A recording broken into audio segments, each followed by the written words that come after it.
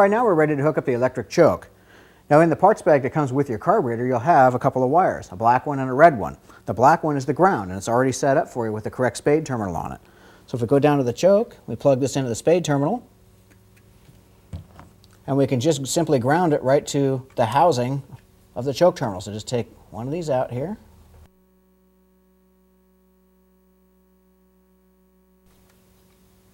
There's our ground source. Now all we have to do is hook a switched 12-volt source to activate the choke. Now here's what you don't want to do. Some people will tell you, oh, just hook it to the positive side of the coil.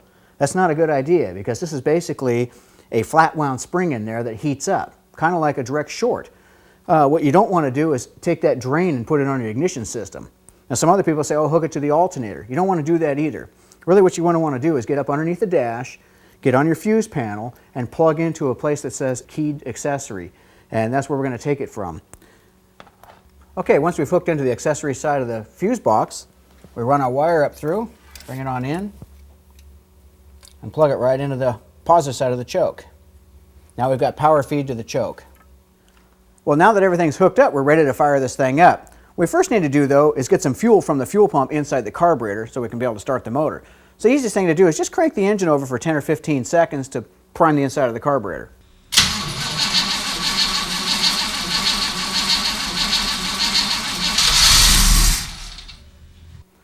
Well, right when it's ready to fire up, it's a good idea to have a buddy get inside the car so you can kind of watch the carburetor, make sure you don't have any fuel leaks or anything like that right upon initial startup.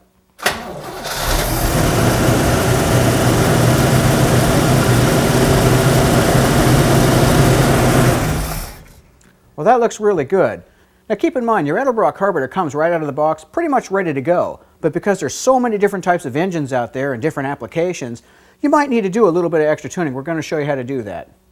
Okay, well, we've already run this and checked for leaks. We had no fuel leaks, so we went ahead and ran it and got it to standard operating temperature. Now we're ready to adjust the air-fuel mixture screws. I'm going to show you that real quick. That's these two screws right here. One operates one side of the carburetor, one operates the other. Now these only affect an idle. Anything above an idle, these don't work. Okay, so some people say, I'm going to richen up my carburetor. If you screw these out, you're opening up the needle and seat inside and allowing more fuel and air to go in at an idle. But it doesn't affect normal driving.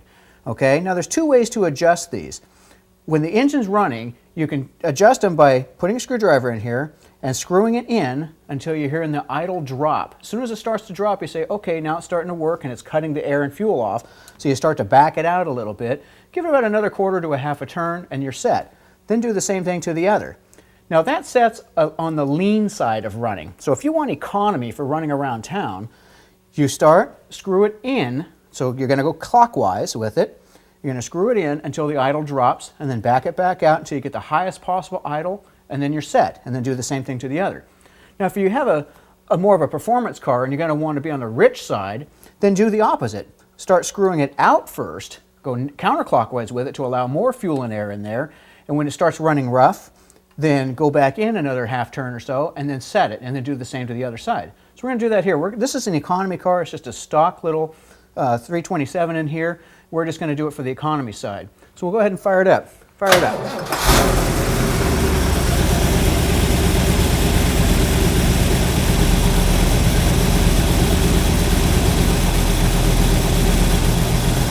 There's the idle drop. So we're going to back it up.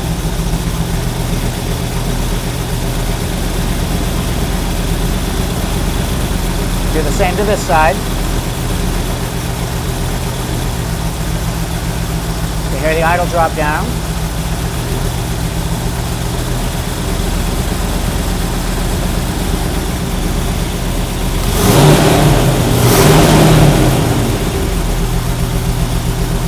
Now we're just going to adjust the regular idle.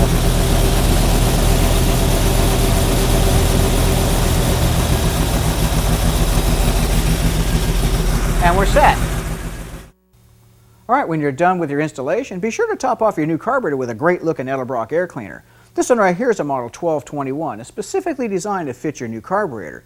Of course, we have other models to choose from too, and you can check those out online on our website at www.edelbrock.com. If you have any other tech questions, you can give our tech line a call too at 1-800-416-8628.